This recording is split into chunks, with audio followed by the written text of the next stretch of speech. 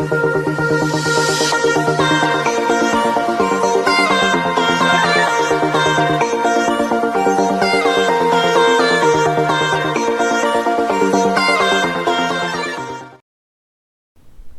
everyone! I'm Teacher Margie.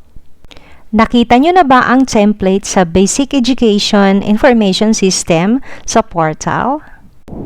Sa video na ito, tuturuan ko kayo kung paano ito i-download. Sa inyong browser, i-type ninyo yung LIS na website. So, ang dapat na gamitin nyo dito para ma-download ninyo yung BAIS na template ay ang inyong Schoolhead account. Ayan. So, mag-sign in kayo sa inyong Schoolhead account. Then, kapag nakapag-sign in na, ganito na yung lalabas sa screen. So, i-click nyo lang yung katabing pangalan na drop-down list. Then, hanapin ang Basic Education Information System.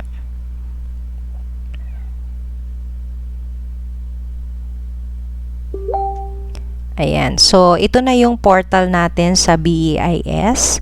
Ayan. So, 0 pa ang uploaded kasi hindi pa tayo nag-upload. So, saan natin kukunin at i-download ang template? Yung official template ng inyong school. So, dito, i-click nyo yung upload. Ayan. Then, makikita ninyo yung download current version. Ayan. So, i-click nyo lang yan.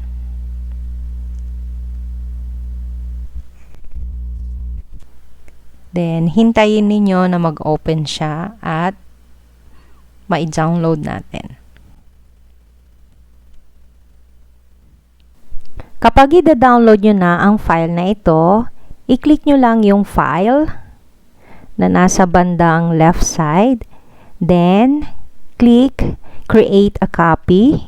Then, merong lalabas na Create a Copy Online or Download a Copy. So, ang pipindutin nyo is Download a Copy. So, hintayin nyo lang na mag-successful ang pagda-download. So, ganun lang kadali ang pagda-download ng ating template. Sana nakatulong itong video na ito para masimulan nyo na rin na makapag-download at magawa nyo na rin ang BAIS. Maraming salamat!